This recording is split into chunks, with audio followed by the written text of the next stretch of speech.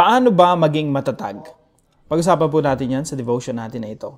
Magandang araw po sa bawat isa sa inyo. Welcome back to our 365 Daily Devotions Seminar Edition. Now, gusto po munang batiin si Summer, si Ryoko Celine, and Edmundo Gatbunton na nakikita ko po palagi sa comment section. Maraming salamat po sa bawat isa sa inyo. Now, yung pag-uusapan po natin ngayon ay patungkol po sa Lordship of Christ. So, ano po ba yung ibig sabihin ng Lordship? In the New Testament, the title Lord, or sa Greek po niyan ay Kyrios, refers to Jesus Christ and declares His divine authority, sovereignty, and ownership over all creation. This same Greek word is used in the Old Testament to translate Yahweh, the personal name of God. So when we call Jesus Lord, we are not only acknowledging Him as Master, but also proclaiming that He is God Himself, worthy of our worship, obedience, and love. To confess Jesus is Lord is to surrender to His rule and trust in His divine care. Now, sabi pa ng ating Panginoon Jesucristo sa Luke chapter 6, verse 46, sabi niya dun sa mga kausap niya, sabi niya, "Why do you call me Lord, Lord? Bakit niyo ako tinatawag na Panginoon, Panginoon? And do not do what I say." Pero hindi niyo naman ginagawa yung mga sinasabi ko. So sabi ni Jesus Christ, parang sayang lang. Huwag niyo akong tawaging Lord kung hindi niyo naman sinusunod yung aking mga sinasabi. Sa Tagalog po, bakit tinatawag niyo akong Panginoon, Panginoon? Doble pa Panginoon, Panginoon. Ngunit hindi niyo ginagawa ang sinasabi ko. So ito po ay parte po ng preaching ng ating Panginoong Jesucristo. At sinasabi po ni Jesus Christ dito, kung ikaw ay tumatawag sa Kanya ng Panginoon, pero ginagawa mo naman yung sinusunod, ginagawa mo yung sinasabi ng ating Panginoong Jesucristo, sabi dito, magiging matatag ka, magiging matibay ka, magiging mananagumpay ka. Now, ito po yung ilan sa katuruan natin ngayong araw. Number 1 po, the Lordship of Christ brings order out of chaos. Yung buhay po natin, magulo. Maraming kaguluhan in so many ways. Merong magulo sa relasyon, merong magulo sa finances, merong andaming problema. Merong mga baon sa utang, merong ang tagal na nabubuhay sa mundo, pero parang, ano na yung narating ko sa buhay? Marami, puro paghihinagpis ang pinagdadaanan dito sa buhay at walang makatas na tagumpay. Parang walang madama, walang maramdamang tagumpay. Now, ang ating Panginoong Jesucristo po, yung pagkapanginoon niya, ginagawa niya pong matagumpay yung isang tao na nandoon sa kaguluhan. Tingnan niyo po rito sa Luke chapter 6. Very interesting po. Sabi rito, bakit tinatawag niyo akong Panginoon, Panginoon, ngunit hindi niyo ginagawa ang sinasabi ko? Ipapakita ko sa inyo kung ano ang katulad ng bawat lumalapit sa akin at nakikinig sa aking mga salita at ginagawa ang mga ito. Sabi ni Jesus Christ, yung mga nakikinig sa akin tsaka yung ginagawa ko, ano yung sinasabi ko, siya'y tulad sa isang taong nagtayo ng bahay na humukay ng malalim at inilagay ang pundasyon sa ibabaw ng bato. So, sabi ni Jesus Christ, yung nakikinig sa Kanya at tumutupad sa Kanya mga pinag-uutos ay parang isang taong nagtayo ng bahay sa ibabaw ng bato. Merong maayos na pundasyon. Nang dumating ang isang baha, humampas ang tubig sa bahay na iyon, ngunit hindi ito natinag, na natiling matibay, na natiling matatag, na natiling mananagumpay, sapagkat mahusay ang pagkakatayo nito. So, merong chaos, merong sa English po, merong torrent, merong baha, merong bagyo, merong kahit ano pa mang unos na dumating na natiling matatag. Now, pag sinabi po nating Lordship, marami po dito sa Pilipinas, especially dito sa Pilipinas, naniniwala na si Jesus ay Panginoon. Wala namang problema Everybody believes that Jesus Christ is Lord. Kaso ang pinaka-problema po, yung sinasabi ni Jesus dito, "You call me Lord, Lord, and do not do what I say." So hanggang Lord lang, hanggang believing that Jesus is Lord. Pero yung pagsunod sa pagkapanginoon ni Kristo, yun yung missing, yun yung nawawala. Kaya ang buhay ng marami ay nandoon lang sa kaguluhan. Chaos. Everything is chaos. walang nagsasaayos ng buhay natin. Kasi yung Panginoon, malayo sa ating mga buhay. Point number 2, the Lordship of Christ leads us to true success. Ang pagkapanginoon ni Kristo ay ginagabayan tayo, nililid tayo sa tunay na tagumpay. Now, isipin niyo po yung isang bangka. No? Kahit dumaan yan sa mga bagyo, malalakas na alon, ang mahalaga dyan, hindi manatili doon sa bagyo at malalakas na alon. Ang importante dyan, umandar. Ang importante dyan, merong direction, may timon. Yung Lordship ng Panginoong Jesucristo, yun yung nagsisilbing timon. Yun yung nagsisilbing gabay at direksyon. So the Lordship of Christ leads us to true success. Ginagabayan tayo patungo sa tunay na tagumpay. Now, pag sinabi po kasi nating Lordship, hindi po hindi lang to basta paniniwala. It has something to do with movement. It has something to do with moving from point A to point B. From being where you are to where God wants you to be. So pag sinabi nating Lordship, laging may direction, may pagdadalan sa iyo ang Panginoon. Kaya nga siya Panginoon yung pagka-Panginoon niya, dadalin ka sa lugar kung saan gusto ng Diyos na magtagumpay ka. Kaya po, yung pagka-Panginoon ni Kristo, it's a journey. Paglalakbay po siya. Hindi yan stationary na naniniwala ka lang kay Kristo. It's a movement. It's a journey. If you believe in the Lordship of Jesus Christ, and you truly believe, susunod ka sa Kanya. Merong pagsunod.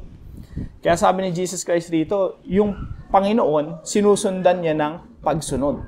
Bakit tinatawag niyo akong Panginoon, Panginoon, ngunit hindi niyo ginagawa ang sinasabi ko? So, assuming na si Jesus Christ, ang pinakapuntos niya rito, if you call me Lord, ang kasunod dyan, obedience.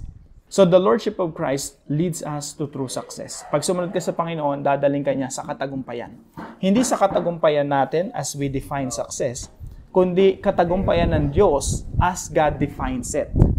Point number 3, the Lordship of Christ is our strong foundation. Kagaya po ng sinasabi rito, yung isang tao nakikinig sa Panginoon at sumusunod sa Panginoon, sabi rito, nagtayo ng bahay sa ibabaw ng bato. Merong matibay na pundasyon. Subalit, sabi dito, ang nakikinig at hindi ginagawa ang mga ito, ibig sabihin, nakikinig kay Jesus, alam yung katuruan ni Jesus, pero hindi naman ginagawa, ito ay tulad sa isang tao na nagtayo ng bahay sa lupa na walang pundasyon. O nagtayo ng bahay sa buhanginan na walang pundasyon. Nang ito'y hampasin ng ilog, ay kaagad-agad nagiba at malaki ang pagkasira ng bahay na iyon. So dito po may makikita tayo dalawa Isang taong mananagumpay at isang taong talunan. Isang taong successful at isang taong hindi nagtatagumpay sa buhay. Yung pagkapanginoon ni Kristo, dadalhin tayo dyan sa isang taong matagumpay na merong matibay na pundasyon. Kasi po ang pagsunod sa Panginoong Jesucristo ay may kaakibat na pagpapala at pabor mula sa Diyos. Yung pabor at pagpapala ng Diyos, yan po ang nagpapatibay sa ating pananampalataya because you're not going against God. The problem is this. If you know who Jesus is, meron kang kaunawan kay Jesus pero hindi ka sumusunod, ginagawa mo pa rin yung mga bagay na gusto mo, you are actually going against God. And if you go against God, you don't have a solid foundation. Wala kang pabor mula sa Diyos, walang gabay mula sa Diyos, wala kang sinasandigan, wala kang matibay na pundasyon. So when you go against God, tayo po ay hindi nagkakaroon ng matibay na pundasyon. Tayo po ay magiging talunan lang sa buhay. Why? Because we are going against God. So paano po natin ito i-apply sa ating mga buhay? Una po, surrender all your stubbornness to the Lord. Minsan po kasi meron tayong mga inaalagaan sa ating mga sarili na pwede nating sabihin kasalanan or there's something wrong na pinapanatili natin sa ating mga buhay. Imbis na isuko natin sa Panginoon ay pilit nating ipinaglalaban pa. Pwedeng maling relasyon, pwedeng maling pananaw, pwedeng kasalanan, or anything that has something to do with stubbornness. Kung meron man tayong pinagmamatigasan sa harapan ng Diyos, now is the time to surrender all of those to the Lord. Isuko natin sa Panginoon. Pwedeng pagdating yan sa oras natin, wala tayong binibigay na oras sa Panginoon, na wala tayong quality time with the Lord. Pwede po yon. You have to search your heart. Pangalawa po, shape your life under the Lordship of Christ. Now, kung hindi si Jesus ang huhubog sa ating mga buhay, your environment will, the people around you will, your situation will. So, kung hindi si Kristo, somebody else will shape your life. Or something else will shape your life. So, yung pagkapanginoon ni Kristo, huhubog talaga sa atin. Kasi may mga pagkakataon sa buhay natin na talagang kailangan mo sumunod sa Panginoon kahit na mahirap. At sa mga panahon na nahihirapan tayo, alang-alang sa pagsunod natin sa Panginoon. Doon yung mga pagkakataon na mas lalo tayong nahuhubog. Kaya po yung Lordship of Christ, isipin nyo para siyang mold. Habang nag-fit ka doon sa mold ni Jesus Christ, nahuhubog ka rin. At natutupad sa iyo yung plano ng Diyos, yung mold ng Diyos, yung kagustuhan ng Diyos na maging ikaw. And actually, when you follow the Lordship of Jesus Christ, when you surrender everything to Jesus Christ, at yung katigasan ng ulo natin ay ginagawa nating moldable yung ating mga sarili, doon talaga natin maaabot yung highest potential natin. Alam niyo po, maganda ang plano ng Diyos sa ating mga buhay. Tayo lang po talaga yung sumisira. So, when we surrender ourselves to Jesus Christ, we allow Him to shape our lives. Kaya po nahuhubog tayo sa ilalim ng pagkapanginoon ni Kristo. And number 3 po, serve the Lord with excellence at all times. Ito po yung isa sa kalagahan ng namumuhay tayo sa ilalim ng pagkapanginoon ni Kristo. Ibig sabihin, meron tayong master. Kaya po, sabi ni Apostol Pablo sa mga taga-Colosas, sabi niya dun sa mga kumbaga employee sa panahon natin ngayon. Sabi niya, whatever you do, work at it with all your heart, as working for the Lord, not for human masters, since you know that you will receive an inheritance from the Lord as a reward. It is the Lord Christ you are serving. So anuman ang inyong ginagawa, gawin nyo ng buong puso na parang sa Panginoon kayo naglilingkod at hindi sa mga tao. So tayo po may mga human masters tayo eh. Pero tandaan natin mga kapatid, ang nagpro-promote talaga sa atin si Lord. Ang nagbibigay sa atin ng katagumpayan, si Lord. Ang naglilid sa atin patungo sa success, si Lord. Kaya ang pinaglilingkuran natin ay walang iba kundi si Lord. So anuman ang inyong ginagawa, gawin ninyo ng buong puso na parang sa Panginoon kayo naglilingkod at hindi sa mga tao. Sapagkat si Kristo ang Panginoong pinaglilingkuran ninyo at alalahanin ninyong pagkakalooban kayo ng Panginoon ng gantimpalang inilaan niya para sa inyo. Sa makatwid, ang Panginoong Jesus ang nagbibigay ng gantimpala, ang nagbibigay ng tagumpay, ang nagbibigay ng promotion. So sa Panginoon talaga tayo naglilingkod. Alam niyo po, ito rin ang pangarap ko para sa Pilipinas. Dumami ang mga taong naglilingkod sa Panginoon bilang senador, bilang congressman, bilang mayor, bilang presidente, bilang mga abogado, bilang mga doktor, bilang mga business people. Bakit po? Kasi marami dito sa, kahit saan naman, lalo na dito sa Pilipinas, ang pinaglilingkuran ng tao, pera. Pero tayo, we need to say that money is not God. Money is not the Lord. Jesus is. Kaya tayong lahat dapat naglilingkod sa Panginoon. Kahit na minsan, hindi kailangan pagkaperahan, hindi malaki sweldo, hindi malaki income. Pero alang-alang sa Panginoon, gawin natin kung ano yung tama. Kaya ito yung pangarap ko sa Pilipinas, yung mga leaders natin rito, laging conscious na merong Panginoon na nakatingin sa kanila para gawin nila ng tama lahat ng kanilang ginagawa. Kahit hindi nakatingin yung sambayang Pilipino, kahit hindi nakatingin yung mga tao. And I think that is the hope of our country. Now, para po sa ating discussion, what does it mean for you personally to say Jesus is Lord in your life today? At tayo po'y manalangin. Lord God, thank you for giving us Jesus to rule as King over us.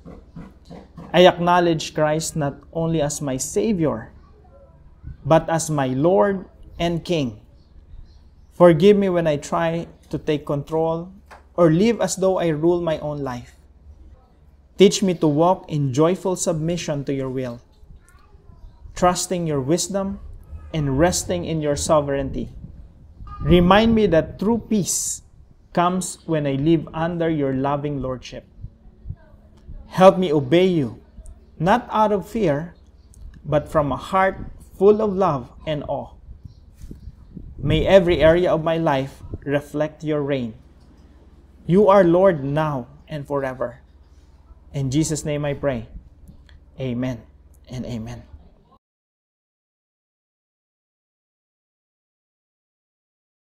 Maraming salamat po sa bawat isa sa inyo na nakasubaybay po dito sa ating channel. I hope na malaking tulong po sa ating paglagong spiritual yung mga devotions po natin araw-araw. Now, kung meron po kayo natutunan sa devotion natin na ito, ipaalam nyo lang po sa comment section right below this video. And please don't forget to share this devotion to your family and friends. Magandang umaga po sa bawat isa sa inyo. Magkita-kita po tayong muli bukas alas 5 ng umaga dito sa ating daily devotions.